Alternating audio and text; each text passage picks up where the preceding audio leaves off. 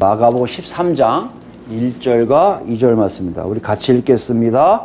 예수께서 성전에서 나가실 때에 제자 중 하나가 이르되 선생님이여 보소서 이 돌들이 어떠하며 이 건물들이 어떠하니까? 예수께서 이르시되 내가 이 건물을 보냐? 돌 하나도 돌 위에 남지 않고 다 무너뜨려지리라 하시니라. 아멘. 지난 시간에 우리가 뭐에 대해서 알아보았습니까? 과부의 두렙 또는 헌금에 대해서 예수님이 말씀하셨는데요. 무엇에 대해서 말씀하셨죠? 하나님의 직접 통치를 받는 사람들의 기본적인 모습이 있다는 것이에요. 그 모습은 뭐예요? 남김없이 모든 것을 하나님께 다 맡기고 의뢰하는 삶이 다 있다는 것이에요. 누구에게요? 하나님의 통치를 받고 있는 사람들에게요. 이걸 뭐라고 얘기한다고요? 성경에요? 믿음이에요. 누가 이렇게 사셨다고요? 예수 그리스도께서 이 땅에 오실 때 그런 모습으로 우리에게 보여주셨다는 것이에요.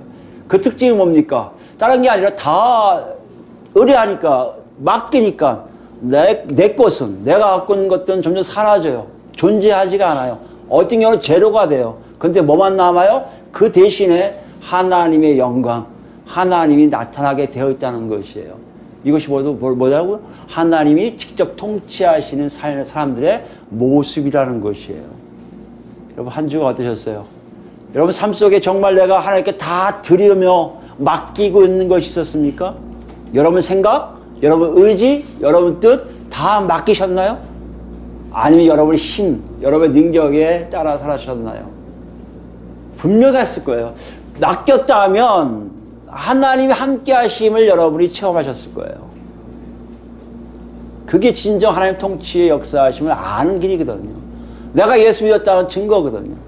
만약에 내가 맡기지 않았다면, 내 뜻대로 살았다면 여러분 죄송하지만 전혀 그것을 체험하지 못하고 그냥 살아셨을 거예요.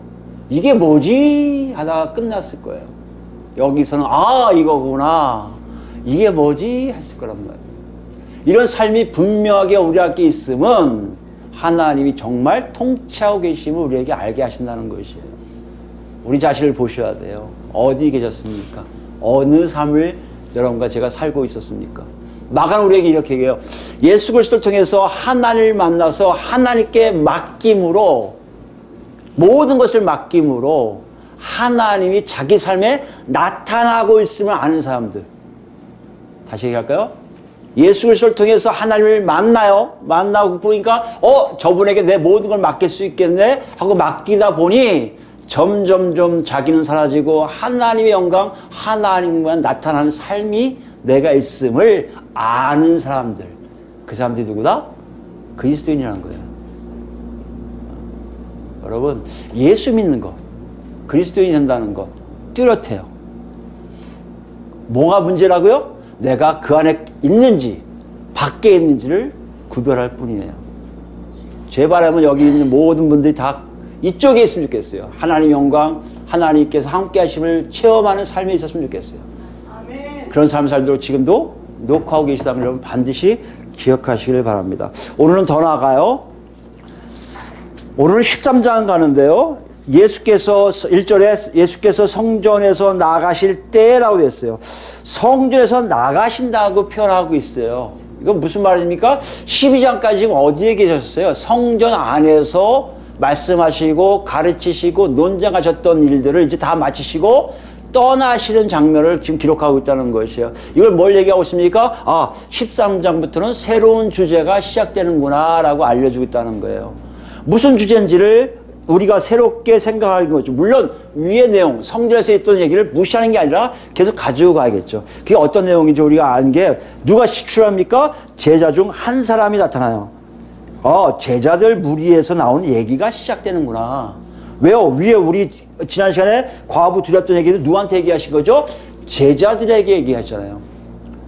예수님 다시 나오시면서 누구에 포커스를 맞추세요? 제자들에게 포커스를 맞추고 계세요. 제자들은 누구예요? 예수님을 정확히 알게 하시는 역사가 있는 사람들, 은혜를 받은 사람들, 나중에 성령 충만함을 받을 사람들, 예수가 누군지를 알게 되는 사람들이에요. 가장 핵심적인 거예요. 오늘날 얘기가 뭡니까? 교회를 구성하는 중요한 기초가 되는 사람들이에요. 그 사람들에게 뭔가를 얘기하고 있으니까 13장에 나오는 주제가 교회의 굉장히 중요한 메시지구나를 우리가 이해할 수 있다는 것이에요. 제자 중 하나가 이르되 선생님이여 보소서 이 돌들이 어떠하며 이 걸물들이 어떠하니까. 마태와 누가는 조금 달리 표현하고 있어요. 나오면서 가리키어요. 이렇게 제자들이 가리키면서 저 건물 보세요. 화려하지 않아요? 저 건물 보세요. 웅장하지 않아요? 이건데 마가는 좀 달리 표현하고 있어요. 이 돌들이 어떠하며 이 건물들이 어떠하니까. 구체적으로 뭔가에 대해 감탄한 걸 얘기하고 있어요. 지금 성문 밖을 나오면서, 성전 밖을 나오면서 제자들이 다 보고 있었을 거예요. 그 제자 중 하나가 얘기하는 거예요. 저 돌 좀 보세요. 예수님, 저 돌 좀 보세요. 저 건물 좀 보세요. 와, 정말 대단하지 않아요? 이런 뉘앙스가 있다는 것이에요. 실제적으로 기록해 보면요, 이 예루살렘 성전, 지금 우리가 헤롯 성전이라고 얘기하고 있는 이 예루살렘 성전이 고대 기록을 쭉 펼쳐봐도 가장 웅장하고 가장 화려한 성전 중에 하나예요. 크기는 정확하게 모르겠지만 미국 미식축구장이 얼마큼 큰지 모르지만 우리나라 축구장을 생각해도 12개 이상이래요, 크기가. 여러분 축구장이 얼마 큰지 모르겠지만 저도 감은 안 잡혀요. 근데 축구장 TV로 보는 화면이 그 축구장이 12개 정도면 엄청나게 큰 부지란 말이에요. 여기에 돌들로 만들어놨는데 돌들이 얼마냐면 또 기초석을 얘기하는 게 아니라 이렇게 쭉 산책길처럼 이렇게 돌로 깔아놓은 그 아치로 만든 데가 있었거든요. 그 아치로 만든 돌길을 얘기하는데 요세푸스에 의하면 이 돌길이 돌 하나가 엄청 길어서 90에서 120cm 요 정도 됩니다. 요 높이의 길이가 12m 되는 것도 있대요. 그리고 무게가 100톤 정도 되는 엄청난 돌이에요. 그 돌로 이렇게 꾸며놨다는 거 아니에요. 그러니까 보면서 놀라는 거야. 만약에 우리가 관광객으로 그 당시에 성전 왔으면 똑같이 얘기했을 거예요. 어떻게 이런 돌을 옮겼을까? 어떻게 이런 길로 아치를 만들지? 지금 요 장면이에요. 누구나 다 수긍할 수 있는, 제 아들 모두가 다 그랬을 거예요. 와, 정말 대단하다. 야, 어떻게 이걸 만들어냈지? 근데 뭐라고 말씀하세요? 거기 반응이. 예수님도 그래, 참 멋지다 했으면 좋을 텐데 그렇지가 않으세요. 2절 말씀 보니까 예수께서 이르시되 내가 이 큰 건물들을 보느냐? 건물들이라고 했어요. 성전에 여러 가지 혼합적인 구조물을 많이 가지고 있거든요.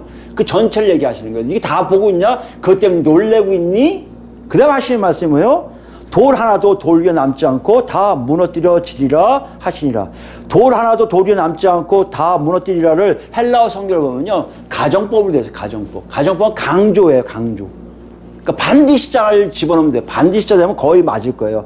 반드시 돌 하나도 돌 위에 남지 않고 반드시 다 무너뜨리지리라. 어떻게 되는 거예요? 너희가 보는 모든 것들이 화려하고 웅장할지 모르지만 저거 다 없어질 거라는 거예요. 여러분 한번 분위기를 한번 생각해 보세요. 지금 내려가면서 뭔가 이제 가고 계시는데 제자들은 흥분된 상태로 얘기하고 있어요. 와, 멋있다. 어떻게 저렇게 했지? 근데 예수님의 이 말씀은 분위기를 어떻게 했을 것 같아요? 싸하게 했겠죠. 뭐야? 이게 무너진다고? 이게 무슨 말씀이야? 아마 이해가 안 됐을 거예요. 여기 보시면 3절에서 보면 감난산에 성전을 마주하고 앉을 때까지라고 되어 있는데 여기 가면서 아마 별별 생각을 다 했을 거예요. 제 아들이. 대체 이게 무슨 의미가 있을까? 예수님이 왜 그렇게 말씀하셨을까? 그 나중에 궁금해서 물어보는 대목이 다음 주부터 나오는 거 얘기예요. 오늘은 그게 없어요. 우리 한번 생각해 보자고요. 가면서 제대로 그럴까? 아니, 내가 잘못 얘기했나? 이랬을 거고요. 다른 사람들은 뭐요? 예수님이 왜 저렇게 얘기하고 있지? 이해가 안 될 거예요. 왜요? 이게 얼마큼 크냐면요. 사실 이때 이미 요한복음 2장 20절 보면 46년째 건축하고 있었던 거예요. 그러니까 역사적으로 보면 주전 20년에 헤롯 대왕에 의해서 건축하기 시작해서 예수님 당시에 예수님이 태어나셔서 예수님이 성장하시고 이때까지 계실 때까지 쭉 건축 중이었던 거예요. 지금까지도 끝도 안 하고 더 화려하게 되는 웅장한 건물인데 이것이 갑자기 없어진다고? 정말 그럴까? 약간 의심도 했을 거예요. 근데 의심보다 더한 게 뭡니까? 성전이 파괴된다고? 성전이 무너진다고? 이거에 대한 충격이 더 컸을 거예요. 무서움으로 왔을 거예요. 공포가 됐을 거예요. 왜요? 이들에게는 그 경험이 2번 있었습니다. 물론 이들은 아니었지만 조상들로부터 들었던 얘기에 의하면 유대 민족들은요, 성전이 2번 파괴돼요. 한 번 언제죠? 여러분 잘 아시는 솔로몬이 만든 성전을 누가요? 바벨론에 의해서 다 때려 부셔요. 바벨론 와서 다 파괴시켜버려요. 한 번 있었죠.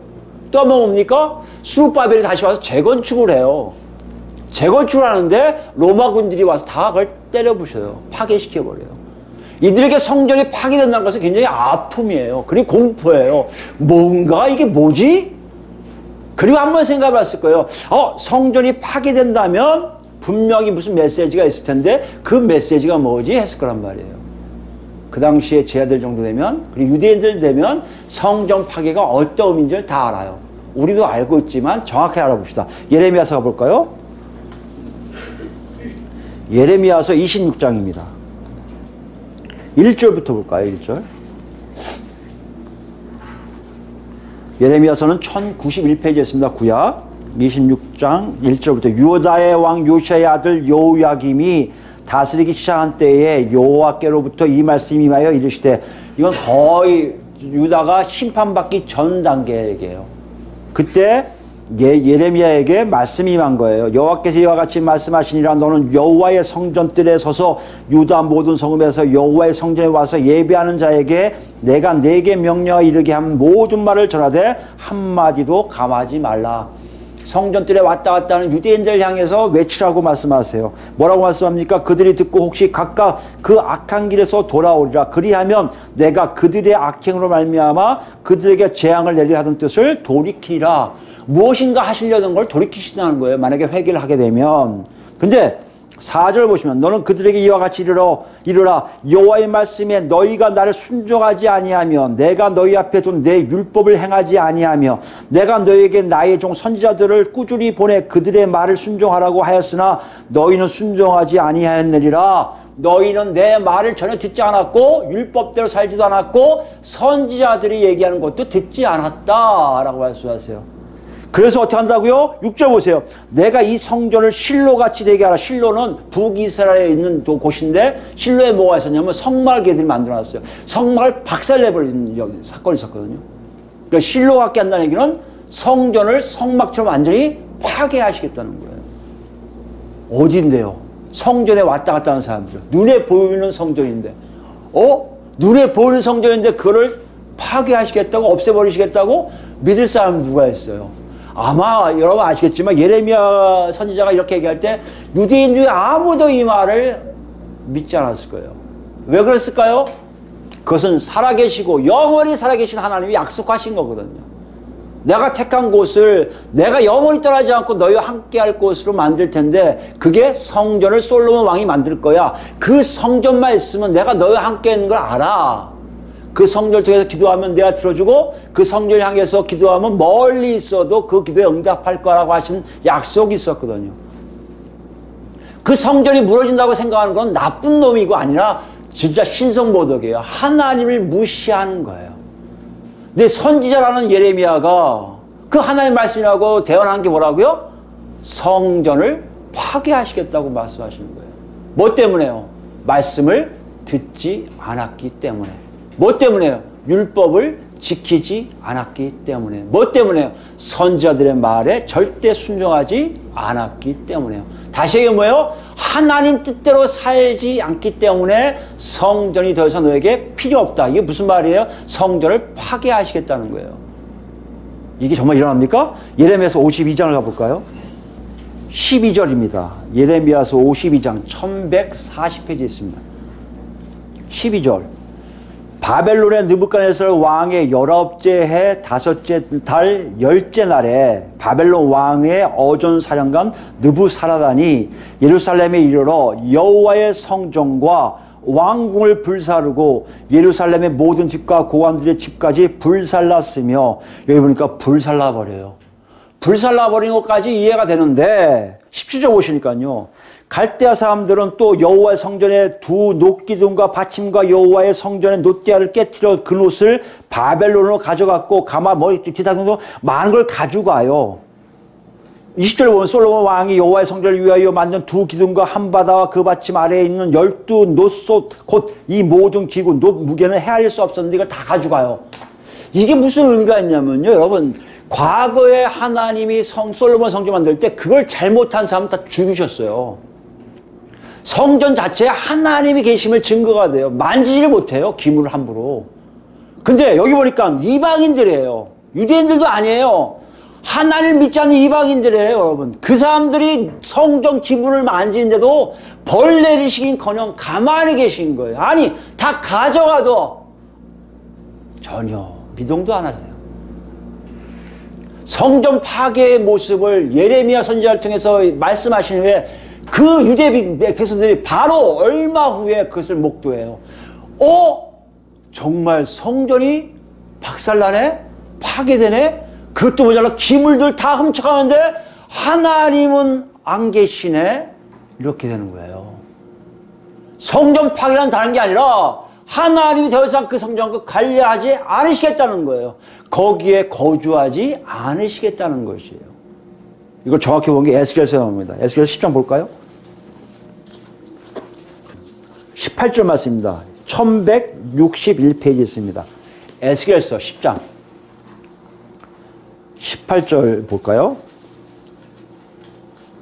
여호와의 영광이 성전 문지방을 떠나서 그룹들 위에 머무르니 에스겔이 환상을 보는 거예요. 근데 뭐요? 여호와의 영광이 성전 문지방을 떠나서 그룹들이 뭐예요? 하나님 임재하심의 상징이에요. 하나님 임재하심 상징을 가지고 지금 거기에 그룹들이 있는데 그 위에 있다는 거는 옮겨가는 거예요. 옮겨가면 끝나는 거예요. 영광이 떠나는 걸 얘기해요.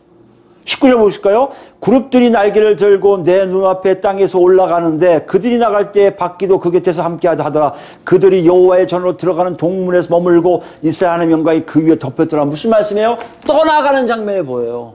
그룹이. 어디에서요? 성전에서. 이걸 정확하게 보여주시는 거예요. 성전이 파괴됐다는 의미는, 기물이 없어졌다는 의미는 뭐라고요? 하나님의 영광이 더 이상 거기 머물러 있지 않을 뿐더러 하나님이 정말 그 건물과 개의치 관계없음을 선언하고 계시다는 거예요. 제 아들이 이걸 알았을 거예요. 예수님이 그렇게 얘기하실 때, 성전이 파괴된다고 예언하실 때 공포로 왔을 거예요. 또 그걸 겪는단 말이야? 또 이런 일이 있단 말이야? 이 무서움이 먼저 있었을 것이고, 두 번째 뭐였을까요? 예수님 말씀하시는 걸 생각했을 거예요. 우리 앞에서 배웠잖아요. 더 이상 성전이 필요 없게 돼요. 성전이 폐지되게 돼 있어요. 아, 지금 예수님이 또 강조하시는구나. 성전 폐지를 또 강조하시는구나 라고 이해했을 거예요. 그리고 하는 거예요. 정말 그렇게 된단 말이야? 정말 그렇게 된단 말이야? 그리고 시간이 가요. 언제요? 성령이 오시고 난 다음에 제 아들이 알게 돼요. 야, 그것이 아직도 여러분 아시겠지만 성령이 임할 때 제 아들이 예루살렘 성전에 있는 걸 봐요? 못 봐요? 성전이 그 당시에 있었거든요. 아직도 건재하거든요. 이걸 이해를 못하는 거예요. 아니, 분명히 없어진다 하셨는데 언제 없어져? 언제 없어져? 그리고 보니까 성전의 폐지를 강조하신 것을 그들은 믿게 된 거예요. 왜요? 성령이 임하니 성전보다 자기들 안에 성령의 역사가 곧 하나님의 영광이 나타나는 것을 알게 됐거든요. 이 얘기는 앞에서 얘기한 성전에서 가르침을 다시 반복적으로 강조하면서 말씀하신 것을 들리게끔 제 아들은 이해했을 거예요. 그리고 정확하게 이해했습니다. 성전은 더 이상 필요 없고 우리가 바로 우리 모임에 하나님의 영광이 있다면 그것은 바로 하나님의 성전이 된다는 것이에요. 고린도서 볼까요? 우리 잘 아는 내용이죠? 고린도서 3장 보시면 그래서 이렇게 사도 바울이 이렇게 써요. 3장 16절 말씀이에요. 고린도서 3장 16절 신약 265페이지에 있습니다. 너희는 너희 복수예요. 집단을 얘기해요. 너희가 하나님의 성전인 것과 하나님의 성령이 너희 안에 계시는 것을 알지 못하느냐. 하나님의 성령이 머물러 있는 모임, 그것이 뭐라고요? 성전이 되는 거예요. 건물을 통한 유형적인 성전이 사라지고 무형적인 성전이 존재하기 시작한 거예요. 거기에 핵심이 뭐라고요? 하나님을 직접 만나는 사람들만이 누리는 성전이에요. 이것이 실제적이라는 거예요. 하나님 직접 통치가 이렇게 일어나는 것을 예수님이 반복적으로 말씀하셨구나 하고 아마 생각했을 거예요. 이들이 죽을 때까지 끝까지 성전은 끝도 안 하고 있었거든요. 오히려 이들이 죽기 전후에 전후 한 64년일 거예요. 주 64년에 헤롯 성전이 완성이 돼요. 무너질 거고 파괴될 걸 아는 그 성전은 멀쩡한데 자기들은 박해당하고 순교당하고 있고, 그래서 나온 결론이 뭐예요? 아하, 성전의 모습 속에 저 유형적인 성전은 아무 의미가 없고 우리처럼 성령이 인도하신다 사는 사람들이 진정한 성전이구나 라고 결론을 낼 수 있다는 것이에요. 이게 마가의 독자들도 이해했을 거예요. 이거 처음 마가복음 볼 때 마가 독자들도 맞아, 우리가 성전이야 라고 했을 거예요. 이걸 우리도 마찬가지 아닙니까? 여러분, 성전이 뭔지를 생각해 볼 필요가 있다는 것이에요. 이것이 더 구체적으로 드러나는데, 그러면 성전을 만들려고 하잖아요. 누가요? 유대인들이 지금 만들려고 하잖아요. 아시죠, 여러분? 저기 지금 예루살렘은 이슬람 돈만 없어지면 거기에 성전이 세워지고 거기에 예수님이 오실 거라고 얘기해서 세대주의적, 잘못된 세대주의적 종말론을 갖고 있는 사람들은 그것이 없어질 거라고 자꾸 생각해요. 그렇게 또 그걸 가르쳐줘요, 목사님들이 교회에서. 그걸 믿고 그걸 또 유튜브를 통해서 막 전파시켜요.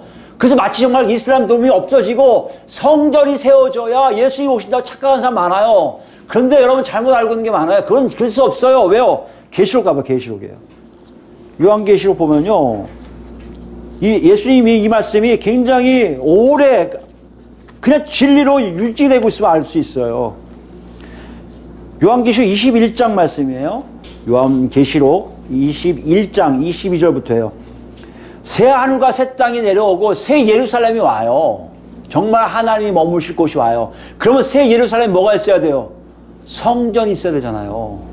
근데 22절 뭐라고 해요? 성 안에서 내가 뭘 못 봐요? 성전을 보지 못했으니. 사도 요한 눈에 성전이 없어요. 예수님의 말씀이 맞는 거예요. 이 사도 요한은 다를 수 있습니다. 좀 더 말씀드리겠지만, 그러나 우리가 비슷하게 얘기했어요. 세월이 가서 완전한 천국이 왔는데 성전이 없네? 무슨 말씀이에요? 더 이상 성전이, 유형적인 성전은 존재하지 않겠다는 거예요. 왜 그런가 보세요. 이는 주 하나님 곧 전능하신 이와 및 어린 양이 뭐요? 그 성전이심이라. 그러니까 세대주의적 종말로 해서 성전이 반드시 일어나야 한다고 착각하는 거는 유대인들의 착각이지, 우리 예수 믿는 사람들이 거기에 부안해동되면 안 돼요. 성전이 있다고 예수 오신 거 아니에요, 여러분. 그건 잘못된 생각이에요. 그거는 구약을 그렇게 억지로 해석해서 그런 거예요. 예수님 말씀은 더 이상 유형적인 성전이 존재할 필요가 없어요. 왜요? 바로 하나님과 예수님이 직접 통치하시기 때문에 그분이 간 곳곳이 다 성전이 된다는 것이에요. 23절에 그 성은 해나 달의 비침이 쓸데없으니 이는 하나님의 영광이 비치고 어린 양이 그 등불이 되심이라. 보세요. 하나님의 영광이 그 안에 있는데 왜 성전이 필요하겠습니까? 우리가 보면 알겠지만 이렇게 모든 것이 구원의 완성까지도 성전이 필요 없을 정도로 지금 말씀하시는 걸로 제자들이 이해했을 거예요. 그 당시 제자들은 몰랐지만 성령이 임하고 박해받고 순교하기 전까지 그렇게 이해하고 가르쳤을 거예요. 더 이상 그런 것이 아니야. 더 이상 그런 것이 아니야. 너희들만 잘 있고 거기 성령이 계시고 하나님의 영광이 있으면 성전이야. 이거를 말씀하신 거라고 이걸 풀이했을 거예요. 근데 우리가 한번 생각해 보세요. 이건 저번에 우리가 성전이 필요 없음을 할 때 한번 다뤘던 주제예요. 예수님이 그걸로 머물렀을까요? 그렇지 않을 거 아니에요. 성전이 의미가 없다. 성전 폐지가 없다. 이건 우리에게 하신 말씀이에요. 더 정확히 얘기하면 지금 한국교회 하신 말씀이에요. 아직도 한국교회가 갖고 있는 생각들이 뭔가 잘못되고 있음을 얘기하고 있다는 것이에요. 아니, 예수 그리스도가 부활승천하시고 성령이 오시고 사도들이 다 순교하고 죽게 된 후에 일어난 교회에서 일들이 너무나 엄청나게 잘못된 걸 알 수 있거든요. 그거를 지금 예수님이 놓고 하고 계시다는 거예요. 그게 어떤 일일까요? 한번 볼까요? 다시 본문으로 가지고 보시기 바랍니다. 본문 13장에 굉장히 중요한 말씀을 하시는데 2절 말씀에 내가 이 큰 건물들을 보느냐라고, 보느냐 단어를 눈을 강조해요. 눈으로 보는 건물들을 강조하시는 게 눈. 너희가 지금 눈으로 보고 있지? 뭐 봐? 큰 건물도 보고 있지? 이건 제자들이 다 인정하는 거예요. 예수님이 뭘 하시는 거예요? 그거 눈으로 보는 게 진리, 진실, 사실, 그리고 옳다? 생각하지 말라는 거예요. 눈으로 보는 게 다 옳다고 여겨진다면 너희들은 다시 잘못될 수가 있다. 다음 주부터 여러분 다시 한 거 보지만 다 그런 쪽이에요. 눈으로 보여지는 일 때문에 하나님과 멀어지는 일들을 하고 있다는 것이에요. 그거의 시작이 뭐라고요? 성전이란 말이에요. 니들이 지금 잘못 생각하고 있다는 것이에요. 큰 건물, 화려함, 웅장함이 곧 하나님의 계획이고 하나님 뜻이라고 생각하지 말라는 거예요. 하나님 뜻과 의미는 달리 있는데 그것을 너희가 보지 못하는 이유는 뭔지 아니? 눈으로만 모든 것을 판단하려고 그렇다는 것이에요. 사실 이 내용은 중세 때부터 교회라고 하는 데가 이 일을 했어요. 예배당을 크게 지면 하나님께 영광이라 착각했어요. 심지어 하늘을 뚫을 정도로 높게 첨탑을 만들어내면 하나님께 영광이 된다고 착각들을 했어요. 이 말씀이 뭔지를 몰랐던 거예요. 제 아들은 알았는데 사람들 모임에 성령이 임하시면 그것이 모임이고 성전인데 사람들 그걸 멀리하기 시작한 거예요. 왜요? 눈에 보이는 게 옳거든요. 종교개혁이 일어난 일도 바로 그런 거였던 거예요. 사람들이 우아하게 된 거예요. 추기경보다 주교가 더 큰 예배당 지면 이 주교가 더 파워가 있는 거예요. 왜요? 추기경은 직급이 높더라도 이 사람에 뭐가 없는 거예요? 하나님의 역사가 없다고 착각한 거예요. 그러니까 서로 경쟁하면서 건물을 짓기 시작해요. 이것이 중단되게 한 것이 종교개혁이었는데 오늘날 우리 개신교회 한국교회를 보면 미국 교회를 보면 다시 또 시작하는 것 같아요. 건물 위주예요. 건물이 커지면 사람들이 많이 모이면 건물이 화려하면 마치 그것이 하나님이 하신 것처럼 착각하게 만들어요. 그리고 우리는 너무 쉽게들 그것을 뭐라고 얘기해요? 성전이다 라고 표현해요. 다시 얘기해 여러분, 성전은 더 이상 존재하지 않아요. 유형적인 건물로의 성전은 필요가 없어요. 사람들 모임에 성령이 안 계셔도 그것도 성전이 아니에요. 우리가 아무리 주여 주여 찾아도 이 안에 성령의 역사가 없으면 우리는 성전이 아니에요. 우리 모임은 하나님 보시기에 아무 쓸데없는 모임이에요. 파괴돼야 될 모임이에요. 하물며 교회가 건물을 지어서 건물의 우아함으로 모든 것이 하나님 했다고 얘기하고 그 위에 올라가서 선언하고 그래서 아멘을 아무리 찬양해도 하나님 보시기에 그건 성전이 안 된다는 것이에요. 그럼 뭘 얘기하고 있습니까? 눈에 보이지 않는, 눈으로 볼 수 없는, 정말 예수님만 볼 수 있는 눈을 너희들도 갖고 있어야 된다고 말씀하시는 거예요. 어떻게 가능해요, 그게요? 인간이 부패했는데 어떻게 눈으로 땅을 볼 수 있습니까? 그래서 누가 오셔요? 성령 하나님이 오시는 거예요. 성령님 우리 안에 계시니까 예수님이 오셨던 것들, 예수님이 말씀하셨던 것, 예수 그리스도 하됨으로 우리도 예수님이 보셨던 것, 세상의 눈이 아닌 하나님의 눈으로 보는 것들을 볼 수 있게 되었다는 것이에요. 이것이 굉장히 중요한 일은 뭔지 아십니까? 여러분 보시면 알겠지만 성전을 나가시는데 왜 나가세요? 여러분 13장 지나가고 보면 죽으러 가세요. 십자가 못 박히러 가세요. 이제 당신이 오신 목적을 완전히 이루시려고 고난받으러 올라가세요. 14장 1, 2절 말씀 보시면 알겠지만 그런 내용 때문에 이들을 모여 잡아놓으려고 대제사장들과 서기관들이 예수를 흉기로 잡아 죽일 방도를 구하긴 이미 또 구체적으로 구하기 시작해요. 어떻게 저걸 죽일까? 이런 상황이에요. 성전을 나가는 게 마치 그리스도로 오셔서 마지막 왕으로 오셔서 예루살렘에 들어가면 내가 왕이다 하고 선언했다면 그것이 모든 것이 평정이 된 줄 알았더니 사람들은 시들시들 대꾸도 안 하고 바였고 성전을 중심으로 권력자들은 오히려 항거하고 반항하고 이 상황에서 그들하고 싸운 후에 나오신 이유는 내가 왕이다라는 것을 증명하기 위한 것도 아니요. 이제 죽음을 당하러 가시기 위한 거예요. 하나님 뜻, 예수님만 보는 하나님 뜻을 보기 때문에 가고 있는 거예요. 너희들은 못 보지만 제자들에게 얘기해요. 너희들은 못 보지만 내가 지금 가는 건 죽는 길인데 죽는 길을 볼 수 있는 거는 너희들도 갖고 있어야 돼. 그건 니들 눈으로 보면 안 돼. 눈으로 보는 게 다 옳다고 여기지 마. 눈으로 보는 게 다 진리라고 생각하지 마. 눈으로 보는 게 다 하나님의 역사라고 생각하지 마. 예수 그리스도 눈으로 볼 때 비로소 가능하다는 거예요. 죽는 것이 오히려 하나님 뜻이라는 것이에요.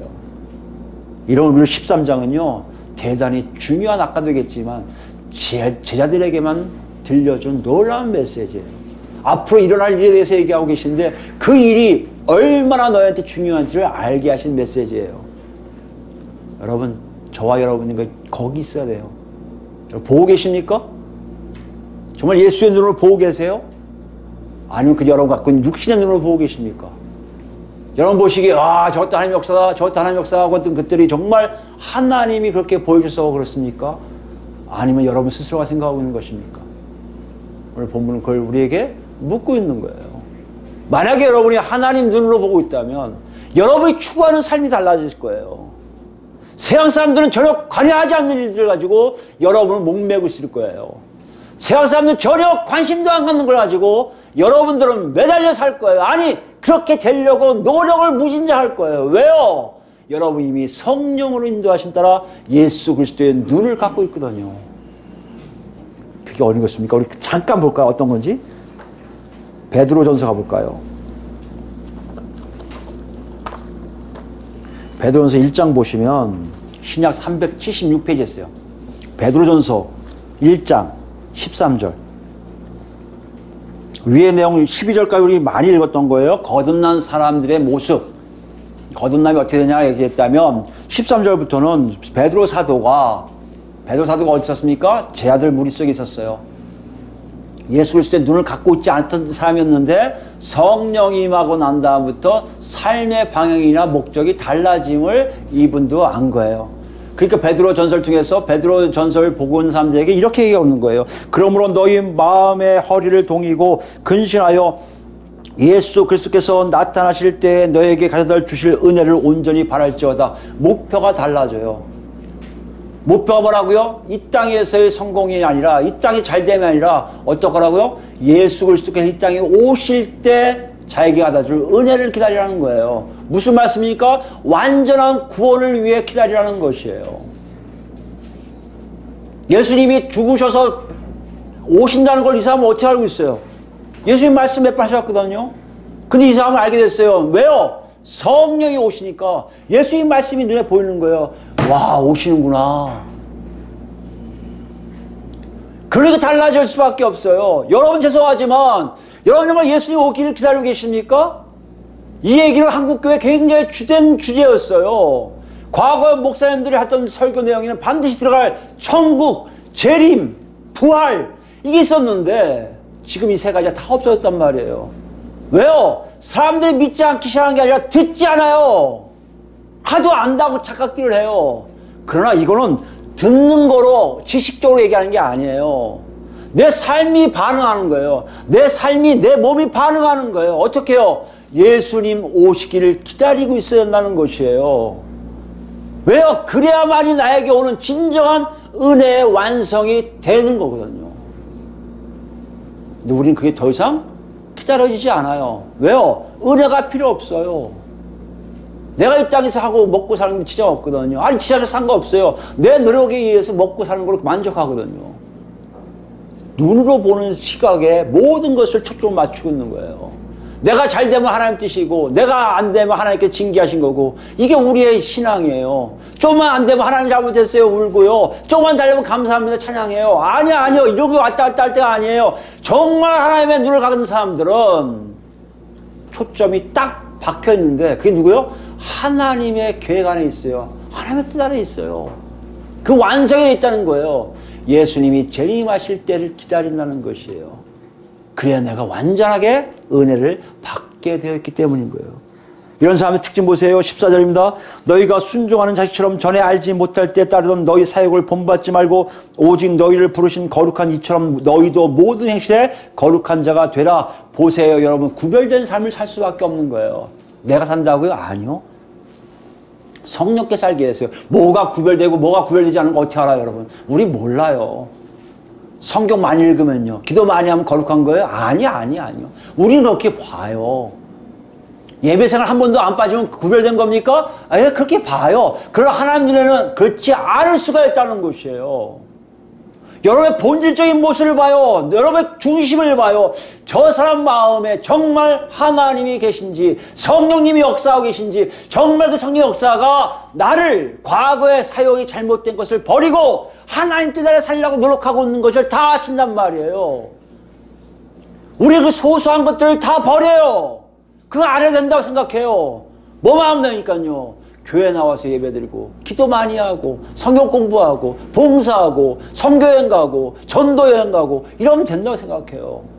여러분 착각하지 마세요. 하나님 그런 걸 얘기하신 게 아니라 진정 하나님 뜻 안에 눈을 정말 하나님께 초점 맞춰 가는 사람들의 삶의 모습에 구별될 뿐만 아니라 변화된 삶, 정말 하나님이 인정하는 삶을 가는 사람들을 찾고 계시다는 얘기예요. 여러분과 저를 보셔야 돼요.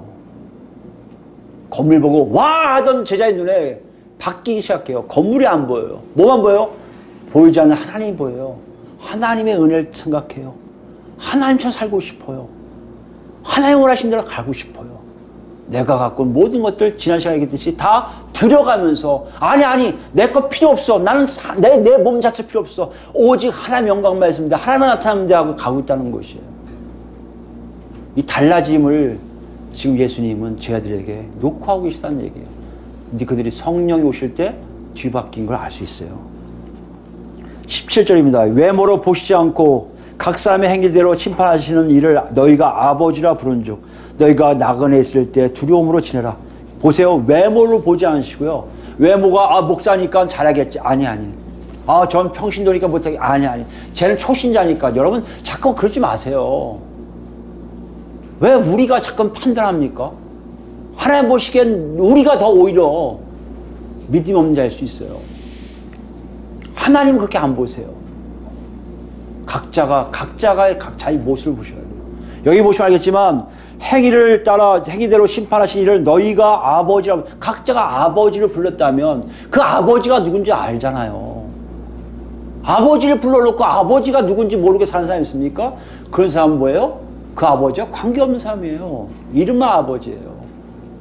아버지가 누군지 알기에 부르신 거 아니에요. 그 사람대로 사는 사람들은 어떻게 해요? 나그네를 할 때, 이 땅에 살 때 조심스럽게 살아요. 왜요? 이것이 하나님 뜻인가? 이게 아버지 뜻인가? 이게 아버지 뜻인가? 확인하면서 가요. 눈으로 보는 게 아니라 하나님과의 관계를 통해서 가고 있다는 것이에요. 18절 보세요. 너희가 알거니와 너희 조상이 물려준 헛된 행실에서 대속함을 받은 것은 은이나 금같이 없어질 것을 생각해 보세요. 중요합니다. 은과 금은요 세상 가치 가장 최고치예요. 이것 때문에 우리가 대속함을 받았다. 그 우리는요 은과 금을 추구해야 돼요. 은과 금이 아니라고 얘기하세요. 더 이상 은과 금을 추구할 이유가 없다는 거예요. 이거 누구 소가 아니세요? 하나님 소가 아니세요. 줄 수 있고 안 줄 수 있어요. 주는 이유는 뭐예요? 쓰라고 주세요. 어떻게 쓰라고요? 하나님 나라를 위해 쓰라고요. 알려주세요. 저 사람 왜 써? 너 돈 있지? 예. 저 사람 왜 써? 너 금 있지? 저 사람 왜 써? 예. 저 사람이 그럼 알아서 채우세요. 왜요? 그 사람 사명이기 때문에. 부자에 대한 얘기가 아니에요. 근데 우리 너무 쉽게들 부자 논리로 따지잖아요. 내가 넉넉함 속에 조금 쓰는 거를 굉장히 큰 선행으로 얘기하잖아요. 여러분 그 선행 아닐 수 있어요. 하나님 눈에요. 하나님 눈에는요 다 하나님 것으로 고백하는 사람들 많이 느끼는 은과 금을 내 주체로 생각하지 않고 뒤에 나오는 예수 그리스도의 보배 피로 여겨서 예수 따라가는 사람들, 여러분 분명한 선이 있잖아요. 지금 얘기 자체가 눈으로 보는 것과 예수 그리스도 눈으로 바라보는 하나님의 눈으로 보는 것이 얼마큼 다른 것을 우리가 알 수 있잖아요. 이걸 모르신다고요? 지금 예수님이 제자들을 부르시는 그 제자들 속에 우리가 없어요. 성령이 우리한테 오지 않으신 거예요. 알고 있는데도 안 한다고요? 여러분 죄송하지만 더 나쁜 거예요.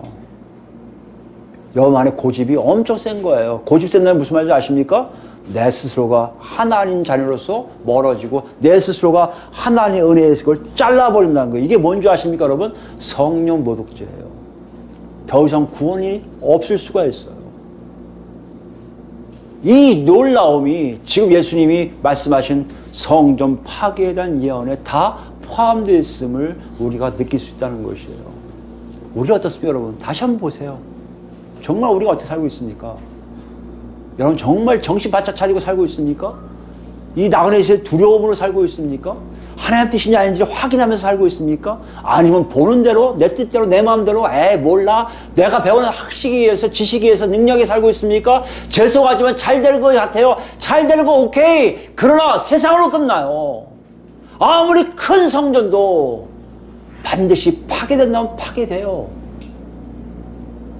저건 영구히 존재할 거야. 착각하지 마세요. 제 아들은 다 죽었지만 실제적으로 파괴되는 일이 일어나요. 이게 우리에게는 큰 질문이고 노크소리예요. 마가복음의 독자들도 그랬을 거예요. 마가복음 독자가 이거 읽은 다음에 이상하다. 아직도 성전이 있는데 파괴 안 됐네 했던 사람도 몇 년 안에 알게 돼요. 이게 뭐 한 65년 정도에 쓰여졌다면 67년도에 쓰여졌다면 알게 돼요. 왜요? 사실 이 일은 실제적으로 역사적으로 성취된 사건이에요. 여러분 잘 알고 계시지만 64년도에 완공돼요. 완공된 후에 66년에요. 자꾸 로마 정권에서 이상한 짓을 해요. 제우스 신을 뭐 세우라고 막 이런 게 있으니까 이 사람들이 봉기하기 시작해요. 그래서 로마 군인들 입장에서는 반란이에요. 폭동이에요. 유대인들 입장에서는 뭐예요? 신성한 전쟁이에요. 그래서 여러분 어디 보면 유대 폭동들이 유대 반란에서 이렇게 나오는 게 있고요. 어디에서는 유대 전쟁이라 표현하는 것도 있을 거예요. 그게 66년도에 일어나요. 누굴 향해서요? 로마 군대를 향해서 전쟁을 일으켜요. 이거 언제 끝납니까? 70년도에 디도 장군이라고 있어요. 티투스라고 하죠. 디도 장군이 와서 예루살렘을 박살내버려요. 꼭 아까 느부갓네살 바벨론 왕이 느부사라단이 와서 성전과 왕궁을 다 태워버리듯이 로마군이 와서 정말 다 태워버려요. 왕의 명령이에요. 그 아버지가 왕이었거든요. 황제였거든요. 황제의 명령이에요. 예루살렘은 듣기만 지긋지긋하다. 여기서 아예 없애버려라. 지구상에 있는 걸 다 태워버리라. 그래서 태워버려요. 완전히 다 태워버려요. 그게 70년대에 태워져요. 그래서 정말 우리 알겠지만 요 통곡의 벽도 남고요. 그 흔적들만 남아있어요. 얘가 성전 터일 거야 라는 그 터만 알고 있어요. 거기에 누가 또 뭐 세워요? 이슬람 교도들이 이슬람 돔을 세워서 지금은 이슬람 교도인들이 모여서 예배드린 장소가 됐단 말이에요. 그런 시기의 역사를 갖고 있어요. 여러분 여기서 얘기하는 파괴될 것이라는 것은요. 우리에게는 뭐요? 역사적 사실이에요. 예언이 성취된 거예요. 만약에 이 예언이 성취했다면 여러분 잘 들으셔야 돼요. 예수님 말씀하신 것이 성취했다 한다면 예수님과 예수의 제자들이 얘기하는 성령에 의해서 얘기한 모든 것들은 우리가 반드시 지키고 있어야 돼요. 그렇게 살고 있어야 돼요. 그렇게 살고 있지 않다는 얘기는 여러분과 제가 지금 하나님으로부터 멀어진 것이고요. 하나님의 직접 통치를 받고 있지 않은 것이고요. 성령과 멀어져 성령에 의해 사는 삶이 전혀 없음을 스스로 고백하는 거예요. 여러분 어떻습니까? 눈에 여러분 안 보이신다고요? 많은 분들이 그래요. 목사님 정말 그렇게 살아야 돼요? 구원을 위해서 그렇게 조심스럽게 살아야 돼요? 하나님 안 보이시는데 뭐 그렇게 꼭 살아야 돼요? 내 인생을 정말 그렇게 드려야 됩니까? 적대 살다가 구원받은 사람 많잖아요. 있어요. 하나님의 주권이시니까. 그 누구도 말 못해요. 그러나 여러분 장담하세요? 여러분이 그 안에 든다고? 장담 못해요. 어떻게 하셔야 돼요?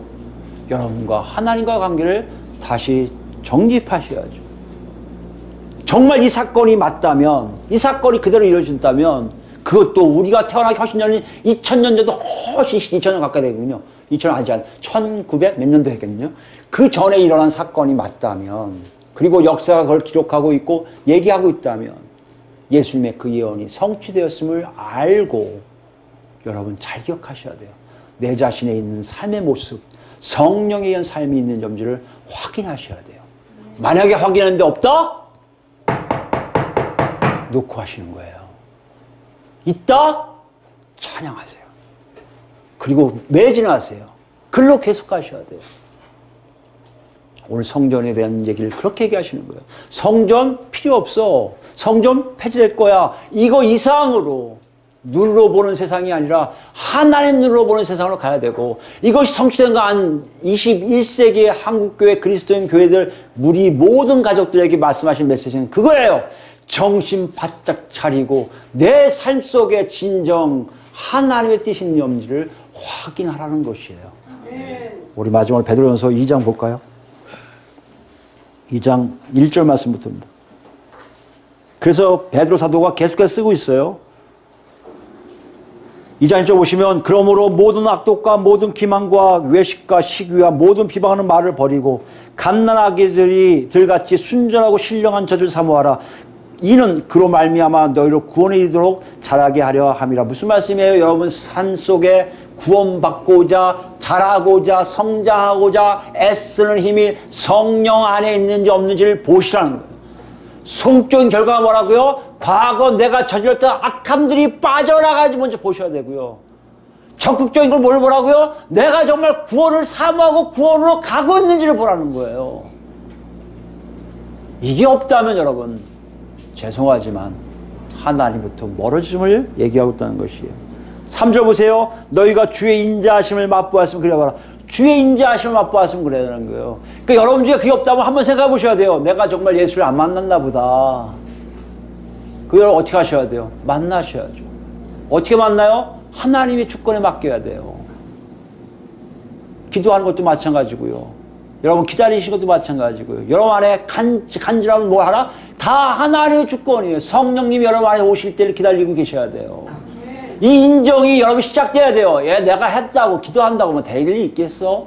뭐 2시간 기도하면 되겠어? 3시간 기도하면 되겠어? 제가 그랬었거든요. 뭐 교회 나가면 되겠어? 예수님이 딱딱 놓고 하실 때 제가 뭐라고 하는지 아십니까? 또 창피한 또 고백할게요. 제 아내가 앞에 있지만 영주 치맛자락 붙들고 있으면 올라가잖아요. 그랬어요, 제가요. 저는 진짜 그렇게 고백할 줄 몰랐어요. 목사님들 가끔 나오셔서 그러잖아요. 여러분 아내 치맛자락 붙잡고 구원 받을 줄 아세요? 착각하지 마세요. 그럴 거 갖고 안 돼요. 하는데 나도 모르게 그 고백하더라고요. 내가 제 아내 이거 치마 붙잡으면 올라가잖아요. 했더니까요. 예. 올라갈 거 아니까 올라갈겠죠. 했어요. 예. 제 구원은 그렇게 생각했단 말이에요. 근데 예수님이 그러시지 않더라고요. 네가 정말 그리스도인이냐 물어보시더라고요. 여러분 생각해 보세요. 질문사항에 대해서 아니라 노크소리를 기다리세요. 정말 여러분 마음속에 있습니까? 여러분 보세요. 주의 인자하심을 맛보았으면 이렇게 살고 있어야 돼요. 4절입니다. 사람에게는 버림받았으나 하나님께는 택하심을 입은 보배로운 산돌이신 예수께 나아가 너희로 산돌같이 신령한 집으로 세워지고 예수 그리스도로 말미암아 하나님이 기쁘게 받으실 신령한 제사를 드릴 거룩한 제사장이 될지니라. 우리에게 요구하시기 뭐라고요? 가만히 있는 게 아니라 좀 더 성장해서 다른 사람들을 향해서 하나님을 증거할 수 있는 사람이 되라는 거예요. 이걸 우리가 가서 전도하라는 의미가 아니에요. 우리 삶 자체가 그렇다는 거예요. 눈이 그렇다는 거예요. 세상 사람들 같이 눈으로 평가하고 저건 한 역사야 할렐루야 외치는 게 아니라 예수님처럼 저거는 하나님 뜻이 아니야. 여러분 절대 가지 마시오. 할 수 있는 담대함이 우리한테 있다면 하나님이 우리를 통해서 영광 받으실 뿐만 아니라 우리 삶 속에 하나님이 동행하심을 딴 사람이 안다는 것이에요. 이게 여러분과 저희 일이에요. 어떤 사람이요? 정말 70년대 예루살렘 성전이 파괴된 것이 성취된 것을 안다면 불타서 모락모락 김나는 것이 지금도 여러분 기억이 있다면 역사의 사실을 여러분이 안다면 오늘 이 말씀 기억하세요. 돌 하나 남지 않고 다 무너뜨려지게 하시겠다는 그 말씀이 실제로 여러분이 왔다면 오늘 이 시간에 여러분의 구원을 위해서 여러분과 저의 구원을 위해서 그리고 하나님의 뜻이 여러분과 제 삶을 통해 나타나도록 오늘 이 시간에 주의 음성을 들으려고 애쓰기 바랍니다. 아멘. 이것이 바로 하나님이 우리를 부르신 이유니까요. 이런 삶 속에 모두 다 하나님을 만나기를 예수 그리스도로 축원드립니다. 아멘.